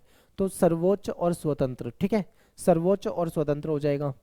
नेक्स्ट है कि संविधान की मूल संरचना का सिद्धांत जो है किस मामले में आया था? तो ये केशवानंद भारती मामले में आया था, ठीक है, तो बी ऑप्शन आपका यहाँ पे करेक्ट हो जाएगा। आगे चलते हैं, संविधान के अनुसार पंचायत और नगर पालिकाओं के चुनाव कराने की जिम्मेदारी किसकी होती है? राज्य चुनाव आयोग की होती है। ये सारे क्वेश्चन मुझे ऐसा लग रहा है 2-3 क्वेश्चन ऐसे हैं जो पहले भी हम कर चुके हैं, रिपीट हो रहे हैं इसमें, ठीक है। संविधान में दल बदल कानून का किस संशोधन के तहत जोड़ा गया था? ठीक है, तो ये 52वां हो जाएगा, 52। नेक्स्ट है कि भारतीय संविधान का सबसे विवाद वाला संशोधन कौन सा है? तो 42वां है। इसमें ही सबसे ज्यादा विवाद हुआ था क्योंकि उस समय देश में इमरजेंसी लगा दी गई थी, सारे विपक्ष को जेल में डाल दिया गया था, इंदिरा गांधी के टाइम पे हुआ था, ठीक है, तो ये इंपॉर्टेंट है। तो यहाँ पे अपना जो चैप्टर नंबर 9 था ये खत्म हो जाता है। अब लास्ट चैप्टर इस बुक का करेंगे, चैप्टर नंबर 10। चैप्टर नंबर 10 को ध्यान से देखते हैं। चैप्टर नंबर 10 है कि संविधान के दर्शन का क्या आशय है? तो संविधान के दर्शन का मतलब है कानूनी, नैतिक और राजनीतिक दृष्टिकोण का समावेश, ठीक है। नेक्स्ट को देखते हैं, क्वेश्चन नंबर 2 है कि संविधान के कानूनी और नैतिक पहलुओं के बीच में क्या संबंध है? तो इसका सही आंसर हो जाएगा आपका सी, कुछ कानून नैतिक और मूल्य आधारित होते हैं, ठीक है, ये इंपॉर्टेंट है, पूछा जा सकता है। अगला क्वेश्चन है कि भारतीय संविधान का प्रमुख उद्देश्य क्या है? ऑप्शन ध्यान से देखो,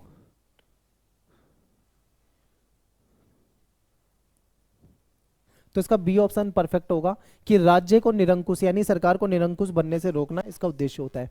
अगला क्वेश्चन है कि भारतीय संविधान निम्नलिखित में से किस विचारधारा को प्रतिबिंबित करता है? तो हमारे संविधान में लोकतंत्र भी है, समाजवाद भी है, धर्मनिरपेक्षता भी है और सामाजिक न्याय भी है, तो डी ऑप्शन हो जाएगा, ठीक है। अगला क्वेश्चन है कि संविधान सभा के संदर्भ में नेहरू का क्या मत था?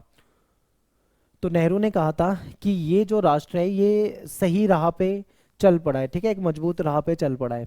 अगला क्वेश्चन है कि भारतीय संविधान में किन वर्गों को सशक्तिकरण के लिए प्रावधान किए गए हैं? तो इसमें हो जाएगा आपका SC ST, ठीक है, SC ST हो जाएगा।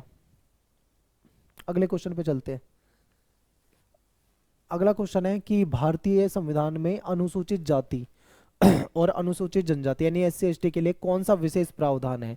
तो ध्यान से देखो, शिक्षा, सरकारी नौकरी और राजनीतिक प्रतिनिधित्व में आरक्षण, ठीक है, डी ऑप्शन हो जाएगा। अगला क्वेश्चन है कि भारतीय संविधान किस प्रकार की शासन प्रणाली अपनाई गई है? तो हमारे यहाँ पे आपको क्या दिखता है? हमारे यहाँ पे आपको संघीय शासन व्यवस्था दिखता है, ठीक है, संघीय शासन व्यवस्था हमारे यहाँ पे है। नेक्स्ट है कि भारतीय संविधान में धर्मनिरपेक्षता का मतलब क्या है? राज्य और धर्म एक दूसरे के मामलों में हस्तक्षेप नहीं करेंगे, ये हो जाएगा हमारा, ठीक है। अगला क्वेश्चन देखते हैं। अगला क्वेश्चन है कि भारतीय संविधान सार्वभौमिक मताधिकार को किस प्रकार से परिभाषित करता है? तो इसमें क्या होता है कि आप ये कह सकते हो कि हमारे यहाँ पे जितने भी नागरिक हैं जो 18 वर्ष या उससे ज़्यादा की अपनी एज को पूरा कर चुके हैं उनको मतदान करने का अधिकार है, इसी को सार्वभौमिक वयस्क मताधिकार कहा जाता है, ठीक है।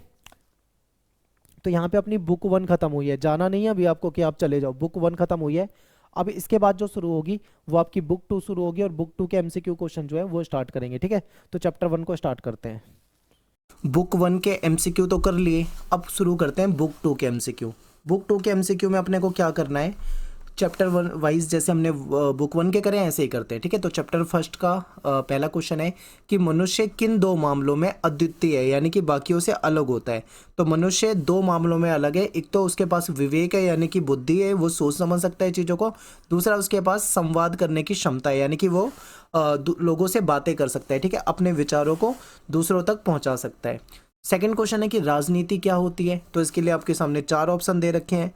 तो राजनीति होती क्या है? वैसे राजनीति हम कह सकते हैं कि शासन और प्रशासन और समाज कल्याण की प्रक्रिया को हम राजनीति कह सकते हैं। ठीक है, तो डी ऑप्शन अपना यहाँ पे हो जाएगा। क्वेश्चन नंबर 3 को ध्यान से देखो एक बार।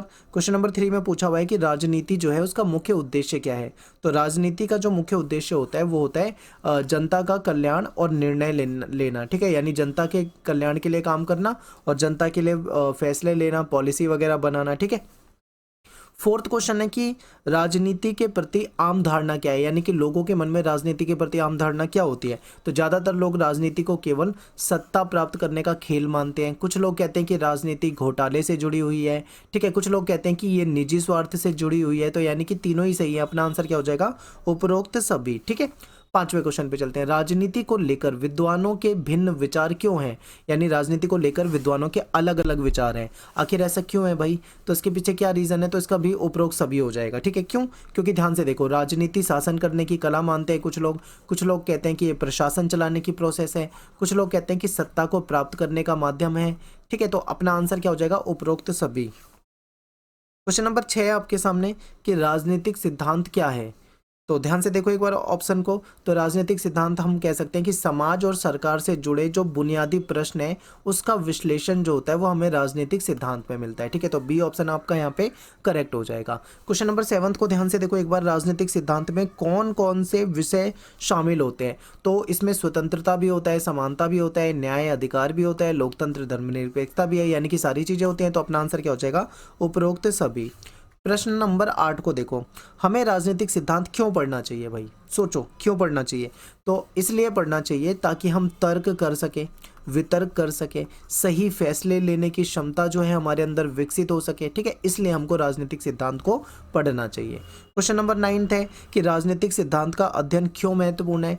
क्योंकि देखो इसमें सारे ही सही हैं, ध्यान से देखो, क्योंकि ये अंतर्राष्ट्रीय राजनीति को समझने में मदद करेगी, ये समाज में न्याय और समानता की सोच को विकसित करने में मदद करती है, ये लोकतंत्र की उपयोगिता को समझने में सहायता करती है। तो इसलिए इसका आंसर हो जाएगा उपरोक्त सभी। क्वेश्चन नंबर 10वां देखिए एक बार। राजनीतिक सिद्धांत जो होते हैं वो हमको क्या सिखाते हैं। तो राजनीतिक सिद्धांत हमको क्या सिखाते हैं, ध्यान से देखिए। तो इसमें हमें स्वतंत्रता, समानता, न्याय, इन सब चीज़ों के बारे में जानकारी मिलती है। क्वेश्चन नंबर 11 है कि राजनीतिक सिद्धांत का व्यवहारिक महत्व क्या है। ठीक है, तो इसका आंसर हो जाएगा उपरोक्त सभी। कैसे, इसके लिए आपको सारे ऑप्शन पढ़ने पड़ेंगे। यानी कि राजनीतिक सिद्धांत जो है ये नीति निर्माण में फायदा पहुंचाती है, सहायता पहुंचाती है, जनता को उनके अधिकार और कर्तव्य की जानकारी देती है, जागरूक नागरिक बनने में मदद करती है। तो इसलिए अपना आंसर क्या हो जाएगा, उपरोक्त सभी। क्वेश्चन नंबर 12 है। 12वें क्वेश्चन में कहा जा रहा है कि राजनीतिक सिद्धांत में समानता का क्या मतलब होता है। ठीक है, तो इसमें समानता का मतलब होता है कि सभी को समान अवसर मिलने चाहिए। ठीक है, चाहे कोई अमीर हो गरीब हो, सभी को समान अवसर मिले। फिर अगला क्वेश्चन है कि राजनीतिक सिद्धांत का एक महत्वपूर्ण पहलू क्या होता है। क्वेश्चन नंबर 13, तो इसका आंसर हो जाएगा आपका बी, नागरिकों के अधिकार और कर्तव्य। यानी कि राजनीतिक सिद्धांत का महत्वपूर्ण जो पहलू है उसमें नागरिक के अधिकार और उसके कर्तव्य आ जाते हैं। फिर चलते हैं क्वेश्चन नंबर 14 की तरफ। क्वेश्चन नंबर 14 है कि राजनीतिक सिद्धांत में स्वतंत्रता का क्या मतलब होता है। तो राजनीतिक सिद्धांत में अगर हम स्वतंत्रता का मतलब देखें तो इसे आप कह सकते हो कि इसका बी पॉइंट सही हो जाएगा, क्योंकि कानून के दायरे में रहकर अपनी बात रखने का अधिकार जो है इसे हम कह सकते हैं कि राजनीतिक सिद्धांत में स्वतंत्रता है। ठीक है, और इसके बाद चलते हैं क्वेश्चन नंबर 15 में। क्वेश्चन नंबर 15 में आपसे पूछा जा रहा है कि राजनीतिक सिद्धांत को व्यवहार में कैसे उतारा जा सकता है। तो इसका आंसर भी यहाँ पे बी होगा, क्योंकि लोकतांत्रिक मूल्यों का पालन करके, क्योंकि हमारे देश में लोकतंत्र है, अगर हम लोकतांत्रिक मूल्यों का पालन करेंगे तो कहीं ना कहीं हम राजनीतिक सिद्धांत को अपने व्यवहार में उतार पाएंगे। तो क्वेश्चन नंबर 16 देखिए, राजनीतिक सिद्धांत में न्याय का क्या मतलब होता है। ठीक है, तो इसका आंसर होगा सी, यानी सामाजिक, आर्थिक और राजनीतिक न्याय। ठीक है, सामाजिक न्याय भी होना चाहिए, आर्थिक भी होना चाहिए, राजनीतिक न्याय, यानी कि हर प्रकार का न्याय होना चाहिए। क्वेश्चन नंबर 17 है कि राजनीतिक सिद्धांत का मुख्य उद्देश्य क्या है। तो इसका आंसर हो जाएगा ए, समाज में न्याय और समानता को बढ़ावा देना राजनीतिक सिद्धांत का मुख्य उद्देश्य है। राजनीतिक सिद्धांत का सबसे बड़ा लाभ क्या है। क्वेश्चन नंबर अगर 18 देखोगे तो इसका लाभ है जागरूक नागरिक बनाना, यानी ये जनता को एक जागरूक नागरिक बनाता है। फिर 19वां क्वेश्चन है कि राजनीति को लेकर आम लोगों में क्या धारणा है। तो देखिए इसमें उपरोक्त सभी, क्योंकि आम लोग सोचते हैं कि ये सत्ता प्राप्त करने का तरीका है, घोटाले हैं। ठीक है, कुछ लोग कहते हैं कि समाज को संगठित करने की प्रक्रिया है। तो लोग अलग अलग तरीके से देखते हैं, तो इसका आंसर हो जाएगा उपरोक्त सभी। 20वां क्वेश्चन अगर आप ध्यान से देखते हो तो इसमें पूछा गया है कि राजनीतिक सिद्धांत में अंतर्राष्ट्रीय शांति क्यों महत्वपूर्ण होती है। तो इसका आंसर होगा सी, सभी देशों के बीच में सहयोग और स्थिरता सुनिश्चित करने के लिए। ठीक है, तो यानी कि सी ऑप्शन आपका यहाँ पे करेक्ट हो जाएगा। तो ये आपके चैप्टर 1 के मोस्ट इंपोर्टेंट क्वेश्चन हो गए हैं। अब चलते हैं चैप्टर नंबर 2 पे। चैप्टर नंबर 2 में आपका पहला क्वेश्चन है कि स्वतंत्रता जो है वो क्या है। तो स्वतंत्रता क्या है कि इसका आंसर हो जाएगा बी, व्यक्ति की आत्म अभिव्यक्ति की योग्यता का विस्तार, यानी कि हम अपनी आत्म अभिव्यक्ति करने की या मतलब अपने आप को व्यक्त करने की जो हमारी योग्यता है अगर उसका विस्तार हो तो इसे स्वतंत्रता कहते हैं। ठीक है, फिर स्वतंत्रता के लिए संघर्ष संघर्ष जो होता है उसका मुख्य कारण क्या होता है। तो स्वतंत्रता के लिए संघर्ष का जो मुख्य कारण है वो हो जाएगा आपका सी ऑप्शन, यानी जीवन का नियंत्रण स्वयं करना और इच्छाओं को स्वतंत्र रूप से व्यक्त करना, यानी हम अपने जीवन का नियंत्रण कर सकें और जो हमारी इच्छाएं हैं जो हम चाहते हैं उसको हम व्यक्त कर सकें। तो इसको हम स्वतंत्रता के लिए संघर्ष के मुख्य रूप कारण के रूप में देखेंगे। ठीक है, अगला क्वेश्चन है कि नेल्सन मंडेला जो थे इन्होंने किस देश में रंग भेद की जो शासन था उसके खिलाफ इन्होंने संघर्ष किया था। तो आप जानते हैं कि ये साउथ अफ्रीका से थे। ठीक है, साउथ अफ्रीका में जो भेदभाव होता था उसके खिलाफ इन्होंने आवाज उठाई थी। नेल्सन मंडेला जो है इनकी आत्मकथा का नाम क्या है, ये हमने चैप्टर में पढ़ा था। इसको लॉन्ग वॉक टू फ्रीडम कहा जाता है, यानी कि बी ऑप्शन आपका करेक्ट है। अगला है कि आंग सान सूकी जो है वो किस देश से रिलेटेड है, तो म्यांमार की हैं वो। ठीक है, नेक्स्ट है कि freedom for fear, freedom for fear जो है ये पुस्तक जो है किसने लिखी थी, तो आंग सांग सूकी ने लिखी थी। ठीक है, इसके बारे में हमने चैप्टर में डिटेल में पढ़ा हुआ है। फिर सातवां क्वेश्चन है कि नकारात्मक स्वतंत्रता का क्या मतलब होता है। तो इसका आंसर होगा ए, यानी कि जहां तक संभव हो प्रतिबंधों का अभाव। नकारात्मक स्वतंत्रता का मतलब है कि प्रतिबंध जो होते हैं, बैन जो होते हैं वो नहीं लगने चाहिए। ठीक है, लोगों को बिल्कुल स्वतंत्र छोड़ देना चाहिए। फिर अगला क्वेश्चन है कि बताइए सकारात्मक स्वतंत्रता का क्या मतलब है। तो सकारात्मक स्वतंत्रता का मतलब होता है कि नियम और कानून के तहत अपने विकास के अवसर प्राप्त करना। ठीक है, नियमों और कानूनों के तहत अपने विकास के अवसर प्राप्त करना। क्वेश्चन नंबर 9 है कि सरकार स्वतंत्रता का समर्थन सकारात्मक स्वतंत्रता का समर्थन किसने किया है। तो इसका आंसर होगा सी, टी.एच. ग्रीन। मैंने इनके बारे में आपको चैप्टर में पढ़ाया हुआ है। ठीक है, अगला क्वेश्चन है हानि सिद्धांत। हानि सिद्धांत से वैसे एमसीक्यू क्वेश्चन कम आते हैं, इससे ना आपके लिखने वाला क्वेश्चन यानी कि लॉन्ग क्वेश्चन या शॉर्ट क्वेश्चन में ज़्यादा पूछा जाता है।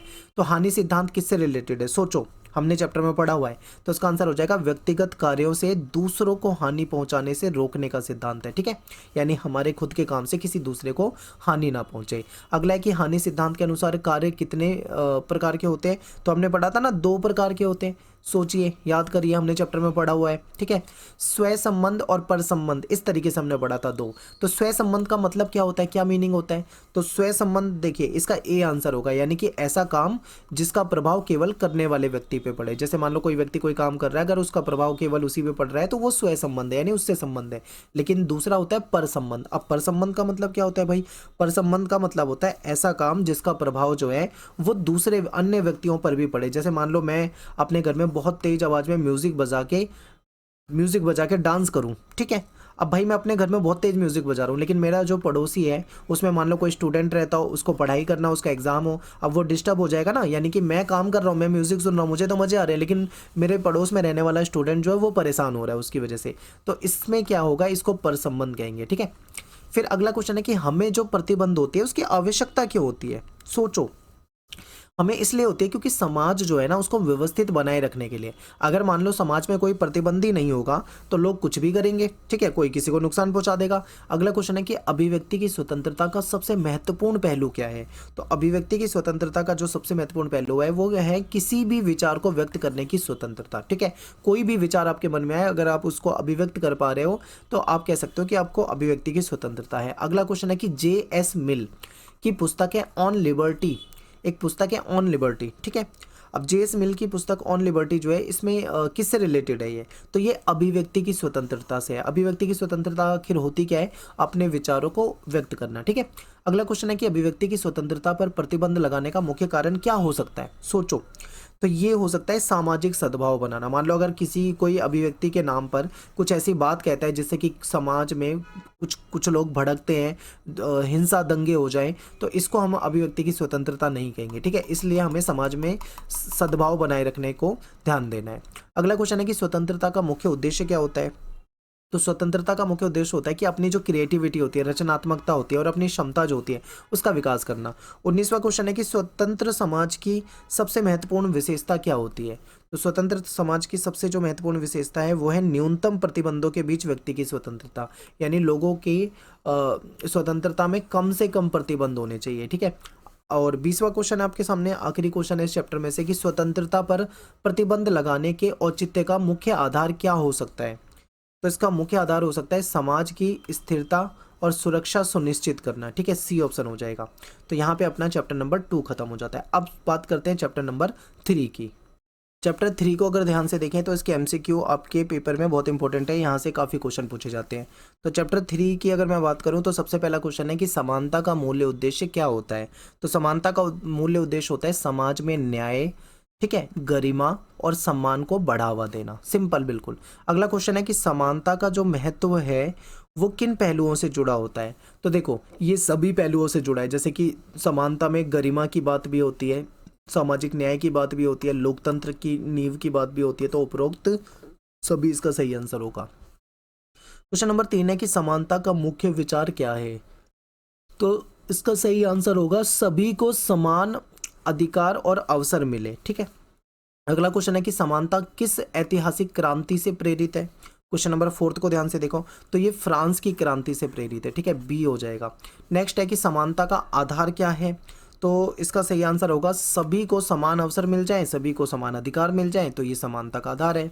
छठा क्वेश्चन है कि समानता के आयाम कौन से हैं। तो हमने चैप्टर में पढ़ा हुआ है कि सामाजिक, राजनीतिक, आर्थिक, ये सभी समानता के अधिकार हैं। तो अपना आंसर क्या हो जाएगा, डी, यानी कि उपरोक्त सभी।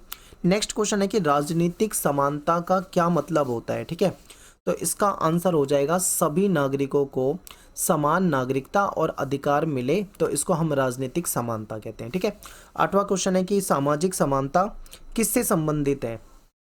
तो अगर आप ध्यान से ऑप्शन को देखोगे तो पहला ही ऑप्शन इसका सही है, यानी समाज में सभी को समान अवसर और सम्मान देना, ये सामाजिक समानता से रिलेटेड है। आर्थिक समानता का क्या मतलब है।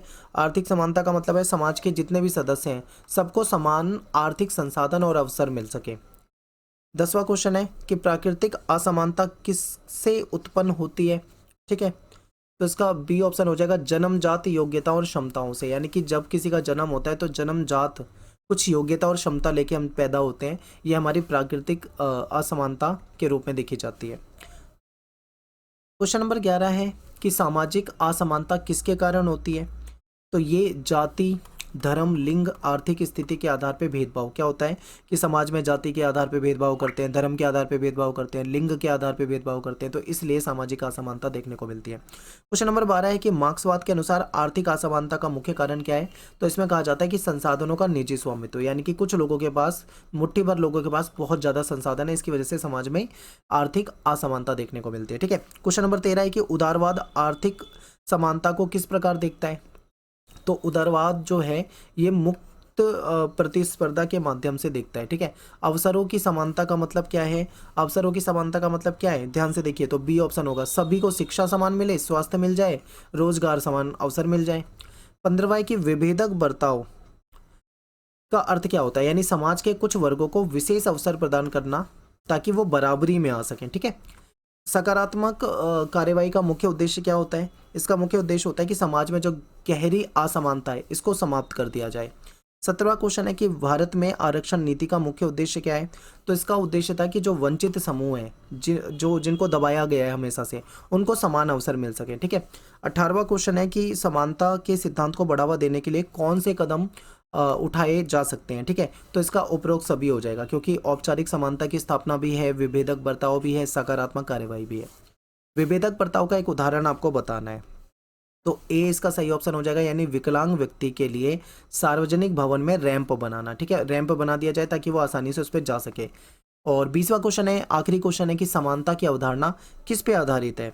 तो ये साझी मानवता के कारण सभी के बराबर सम्मान और अवसर देने पे आधारित होती है, ठीक है। तो यहाँ पे अपना जो चैप्टर नंबर 3 था ये पूरा हो गया है।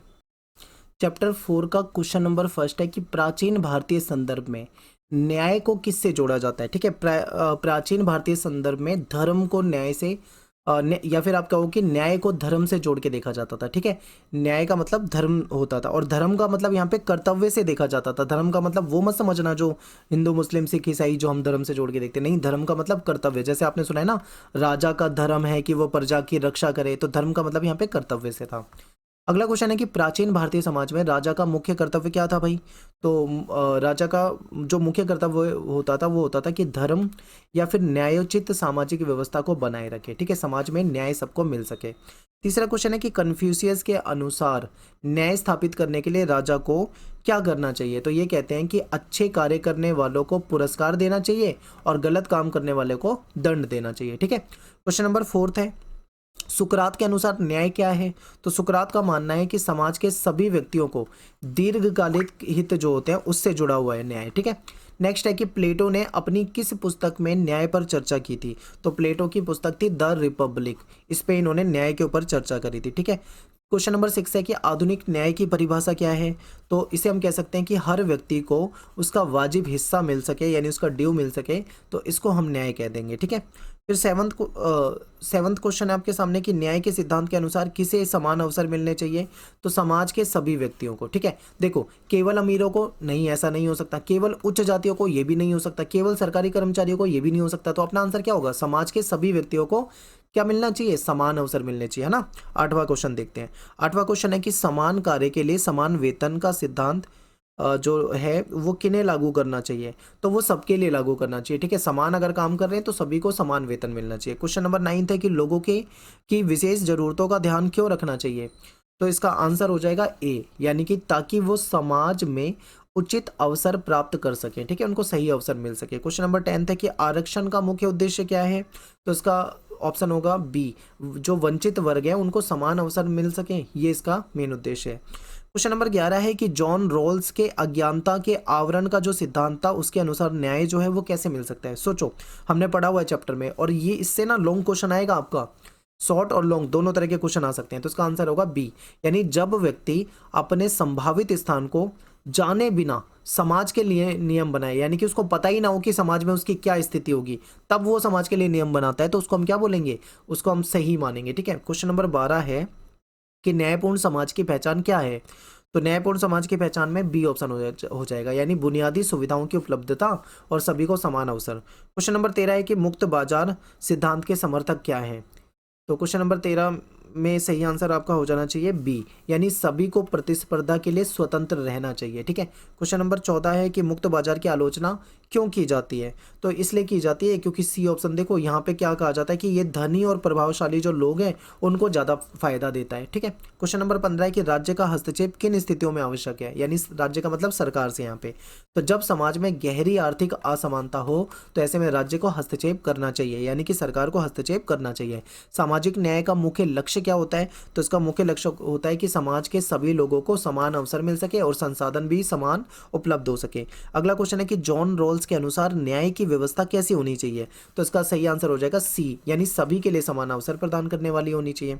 18वां क्वेश्चन है कि बाजार की स्वतंत्रता का मुख्य लाभ क्या होता है। तो इसका मुख्य लाभ जो है वो है ए ऑप्शन हो जाएगा कि ये जाति धर्म लिंग से परे अवसर प्रदान करे, यानी किसी भी प्रकार का भेदभाव ना हो। 19वां क्वेश्चन है कि निजी क्षेत्र की सेवाएं सरकारी सेवाओं से किस प्रकार से अलग है। तो निजी क्षेत्र की सेवाएं जो होती हैं वो गुणवत्ता में अच्छी होती है लेकिन महंगी भी हो सकती है। मुक्त बाजार और सामाजिक न्याय के बीच में संतुलन कैसे बनाया जा सकता है। तो इसका सही आंसर हो जाएगा बी, राज्य को कमजोर वर्गों को न्यूनतम आवश्यक संसाधन जो है वो प्रदान कर देने चाहिए। ठीक है, तो बी इसका सही आंसर हो जाएगा। चैप्टर नंबर 5 का देखते हैं क्वेश्चन। पहला क्वेश्चन है कि अधिकार क्या है। देखो मैं थोड़ा जल्दी जल्दी आंसर बता देता हूँ, आप स्क्रीन को आराम से रोक रोक के देखना ताकि वीडियो ज़्यादा लंबी ना हो। तो इसका सही आंसर हो जाएगा बी, मैं आपको डायरेक्ट बताते चल रहा हूँ सीधा आंसर, वह दावा जिसका औचित्य सिद्ध हो। अगला क्वेश्चन है कि अधिकार किसे सुनिश्चित करते हैं। तो इसका आंसर हो जाएगा बी, ठीक है, नागरिकों को सम्मान और गरिमा को। तीसरा है कि स्वतंत्र अभिव्यक्ति का अधिकार किससे संबंधित है। तो इसका आंसर भी बी हो जाएगा, किसी भी प्रकार की रचनात्मक अभिव्यक्ति की स्वतंत्रता। क्वेश्चन नंबर 4 है, इसमें पूछा गया है कि शिक्षा का अधिकार क्यों महत्वपूर्ण है। तो ये तर्क शक्ति को विकसित करता है और हमारे ज्ञान को बढ़ाता है। 5वां क्वेश्चन है धूम्रपान को यानी जो स्मोकिंग है उसको अधिकार क्यों नहीं माना जाता। तो भाई इसका आंसर होगा बी, क्योंकि ये हेल्थ के लिए बहुत ज़्यादा नुकसानदायक है और दूसरों को भी कहीं ना कहीं नुकसान पहुंचाता है। छठा क्वेश्चन है कि प्राकृतिक अधिकारों की अवधारणा जो है वो किसने दी है। तो जो जॉन लॉक थे, ठीक है, इन्होंने दी थी। 7th है कि प्राकृतिक अधिकारों में कौन कौन से अधिकार शामिल है। तो इसमें आपका हो जाएगा जीवन, स्वतंत्रता, संपत्ति, ठीक है, ये तीनों हो जाएंगे। फिर इसके बाद आपका अगला क्वेश्चन है कि मानव अधिकार किस पर आधारित होता है। तो ये प्राकृतिक और ईश्वर प्रदत्त अधिकार है, यानी प्राकृतिक और ईश्वर प्रदत्त अधिकारों पे है। 9th है कि मानव अधिकारों की सार्वभौमिक घोषणा किसने की थी, ठीक है। तो यूएनओ इसका सही आंसर हो जाएगा, यूएनओ। क्वेश्चन नंबर 10 है कि अधिकारों की कानूनी मान्यता क्यों आवश्यक है? तो ए आंसर हो जाएगा ताकि उनको सरकार के द्वारा लागू किया जा सके, ठीक है। 11वां क्वेश्चन है आपका कि भारत में मौलिक अधिकारों की गारंटी कौन देता है? तो आपको पता है हमारा संविधान देता है, ठीक है। नेक्स्ट है कि अस्पृश्यता उन्मूलन का अधिकार जो है किस देश की परंपरागत सामाजिक कुप्रथा पर ध्यान दिलाता है? तो भारत। देखो भारत में क्या था, भारत की एक गलत प्रथा या कुप्रथा आप कह सकते हो कि हमारे यहाँ पे अस्पृश्यता थी, यानी कि छुआछूत थी, ठीक है। फिर क्वेश्चन नंबर 13 है कि राज्य सत्ता का मुख्य कार्य क्या है? तो इसका हो जाएगा नागरिकों के अधिकारों की रक्षा करना, बी। अगला क्वेश्चन है कि शिक्षा के अधिकार को लागू करने की मुख्य जिम्मेदारी किसकी है? तो शिक्षा के अधिकार को लागू करने की जो मुख्य जिम्मेदारी है वो राज्य की होती है, यानी कि सरकार की होती है, ठीक है। अगला क्वेश्चन है कि कानूनी अधिकारों का मुख्य उद्देश्य क्या होता है? तो इसका मुख्य उद्देश्य होता है नागरिकों को उनके अधिकारों के प्रति जागरूक करना और उनको सुरक्षा देना, ठीक है। 16वां क्वेश्चन है कि राजनीतिक अधिकार क्या सुनिश्चित करते हैं? तो इसका सही आंसर हो जाएगा नागरिकों को चुनाव लड़ने और मतदान का अधिकार, ठीक है। ए ऑप्शन आपका सही हो जाएगा। 17वां क्वेश्चन है कि लोकतंत्र और नागरिकों की जो बुनियादी जरूरत है उसके बीच में क्या संबंध है? तो इसका हो जाएगा बी, भोजन, वस्त्र, आवास, स्वास्थ्य की उपलब्धता। ये सब क्या है, हमारी बुनियादी जरूरतें होती है। 18वां क्वेश्चन है कि जो मनरेगा जो है स्कीम है इसका मुख्य उद्देश्य क्या है?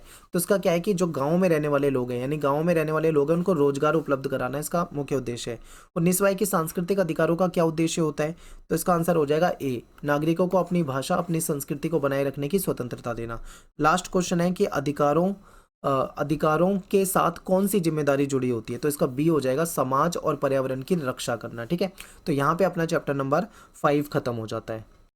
चैप्टर नंबर 6 देखते हैं। सबसे पहला क्वेश्चन है चैप्टर नंबर 6 में आपके सामने कि नागरिकता क्या है, ठीक है।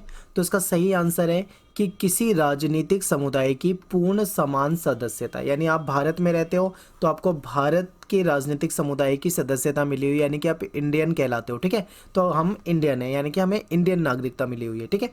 अगला क्वेश्चन है कि नागरिकता प्राप्त करने के आधार कौन कौन से होते हैं? तो नागरिकता कैसे मिलती है? तो देखो ये सारे ही हैं, यानी जन्म के आधार पे भी मिल जाती है बाई बर्थ, वंश के आधार पे मिल जाती है, पंजीकरण मतलब रजिस्ट्रेशन और देसीकरण के आधार पे मिल जाती है। तो अपना आंसर हो जाएगा उपरोक्त सभी। क्वेश्चन नंबर 3 है कि नागरिकता का क्या महत्व है?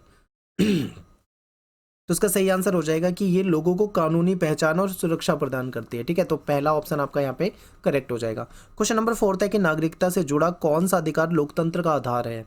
तो मतदान का अधिकार जो है, ठीक है, ये लोकतंत्र का आधार है। नेक्स्ट है कि नागरिकता का कौन सा पहलू लोकतंत्र में समानता सुनिश्चित करता है? क्वेश्चन नंबर 5, तो इसका बी हो जाएगा, यानी कि समान अधिकार और अवसर, ठीक है। नेक्स्ट है कि दक्षिण अफ्रीका में समान नागरिकता के लिए संघर्ष किसके खिलाफ था? तो वहाँ पे क्या होता था, जो गोरे लोग होते थे ना, वो अल्पसंख्यकों के शासन, मतलब गोरे अल्पसंख्यकों के शासन के खिलाफ, यानी जो कम संख्या में गोरे लोग थे जिनका शासन था उनके खिलाफ था। 7वां क्वेश्चन है कि समान नागरिकता के लिए कौन से आंदोलन हुए हैं? तो इसका है उपरोक्त सभी। फ्रांसीसी क्रांति हुई है, महिला आंदोलन चले हैं, दलित आंदोलन चले हैं, ठीक है। तो ये उपरोक्त सभी हो जाएगा। 8वां है कि समान नागरिकता का क्या मतलब होता है? तो इसका ऑप्शन ए सही हो जाएगा, यानी जितने भी नागरिक हैं सभी को समान अवसर मिले और सभी को समान अधिकार मिले। क्वेश्चन नंबर 9 है कि किस क्षेत्र में अधिकतर भारतीय सूचना तकनीक कर्मी काम करते हैं? तो ये बंगलोर में, ठीक है, जो आईटी है वो बेंगलोर में होता है। 10th है कि भारत में प्रवासी मजदूरों की कौन सी समस्या आम है? तो इसमें हो जाएगा सही, यानी उपरोक्त सभी। तो स्थानीय लोगों का प्रतिरोध भी होता है, कानूनी पहचान की कमी, सरकारी योजनाओं तक सीमित पहुंच, ये सभी हो जाएंगे, ठीक है। तो यहाँ पे था चैप्टर नंबर आपका 6। अब चैप्टर नंबर 7 की बात करते हैं। चैप्टर नंबर 7 जो है, इसमें पहला क्वेश्चन आपके सामने है कि बताइए राष्ट्रवाद जो है, राष्ट्रवाद का मूल उद्देश्य क्या है, ठीक है। तो राष्ट्रवाद का जो मूल उद्देश्य है वो है राष्ट्र की स्वतंत्रता और संप्रभुता की रक्षा करना। अगला है कि राष्ट्रवाद किसके आधार पर विकसित होता है? तो राष्ट्रवाद जो है ये साझा इतिहास, भाषा और साझी संस्कृति के आधार पर विकसित होता है, ठीक है। क्वेश्चन नंबर 3 है कि राष्ट्रवाद का पहला उदाहरण इस क्रांति में देखने को मिलता है हमको? तो ये हमको फ्रांसीसी क्रांति, यानी फ्रांस की जो क्रांति थी उसमें देखने को मिलता है। क्वेश्चन नंबर 4 है कि निम्नलिखित में से कौन सा राष्ट्रवाद के प्रभाव का एक उदाहरण है? तो ये औपनिवेशिक देशों की स्वतंत्रता, यानी कि ए, ठीक है, ए ऑप्शन जो है औपनिवेशिक देशों की स्वतंत्रता, ये सही हो जाएगा। क्वेश्चन नंबर 5 है कि राष्ट्रवाद से उत्पन्न एक प्रमुख नकारात्मक प्रभाव क्या है? तो इसका है सांप्रदायिक संघर्ष और युद्ध, यानी कि सी ऑप्शन आपका करेक्ट हो जाएगा। क्वेश्चन नंबर 6 है कि राष्ट्रवाद का कौन सा रूप विभाजन और संघर्ष को जन्म देता है। ठीक है, तो ये कट्टर राष्ट्रवाद है। कट्टर राष्ट्रवाद जो है ये विभाजन और संघर्ष को जन्म देता है। क्वेश्चन नंबर 7 है आपके सामने कि राष्ट्रवाद के विकास में प्रमुख योगदान किसने दिया है।